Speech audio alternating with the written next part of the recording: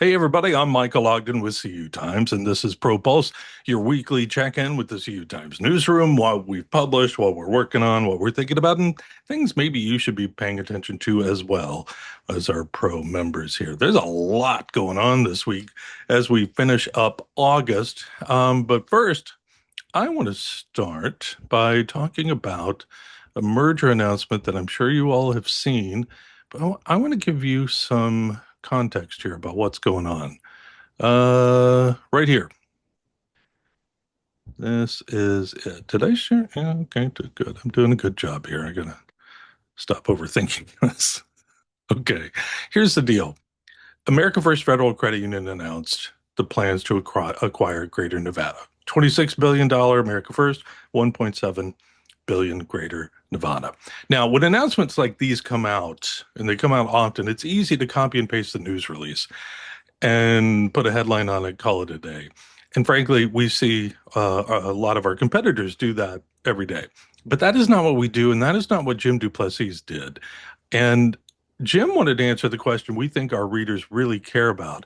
Why is this happening? So, Jim went into the numbers, and what he found provides some pretty important context that was not in the announcement. So, in this story here for pro members, what we found is that Greater Nevada actually lost more than $70 million since 2023, and its net worth ratio has fallen into NCUA's, quote, significantly undercapitalized category. So a major reason has been because of its commercial lending portfolio. That's what Jim was digging into, where delinquency soared following an expansion during the low rate years. We are not there anymore. So Greater Nevada's commercial delinquency rate actually reached 18% at one point, and the credit union has charge-offs in the tens of millions of dollars. So this really changes, I feel, how we look and understand this merger announcement, and that's why we take a little bit more time to dig through the data, talk to sources, give you more context. Okay, I want to move on. Good job, Jim. I've also been digging into the NCUA. Where is that story? Oh, this one. Yeah.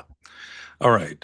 First up, the NCUA and other federal regulators, a couple of days ago, they quietly published uh, new guidance. They have withdrawn guidance from 2022 that encouraged financial institutions and credit unions to develop special purpose credit programs aimed at addressing credit needs of specified and protected groups.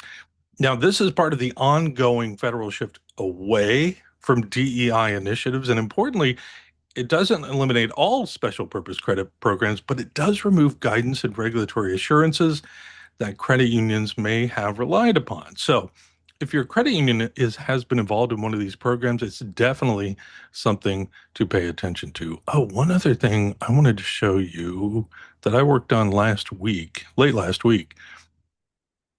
Here it is. I went through 15 years or more of NCUA board meeting records because I noticed what has changed. And it turns out from 2010 to 2024, the NCUA averaged more than 11 open board meetings every year. Last year, 7.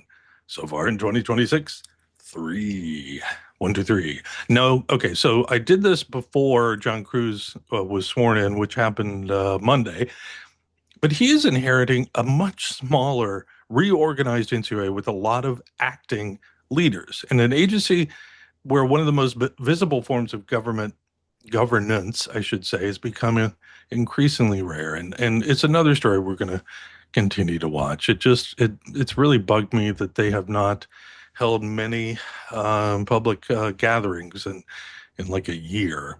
One last thing I wanted to tell you about. Natasha Chillingarian and I have gone through all of the hundreds and hundreds of submissions for the 2026 Credit Union Times Luminaries Awards. Some amazing people, great projects, and wonderful organizations and stories out there. And after a lot of reading and discussion, we have made our selections. Next week, Natasha and I are going to be officially announcing the 2026 Luminaries finalists. I'm really excited for you all to see this year's group. I'm even more excited to celebrate with everybody in November down in Orlando.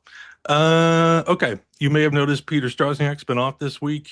That dude needed a break, so I'm glad he's getting some rest and probably mowing his yard in Cleveland, Ohio. We love you, Peter.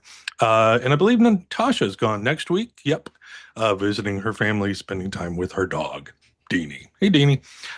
So I think I'm going to spend next week and probably this weekend revisiting some old Dolly Parton favorites. Sad news. R.I.P. Dolly.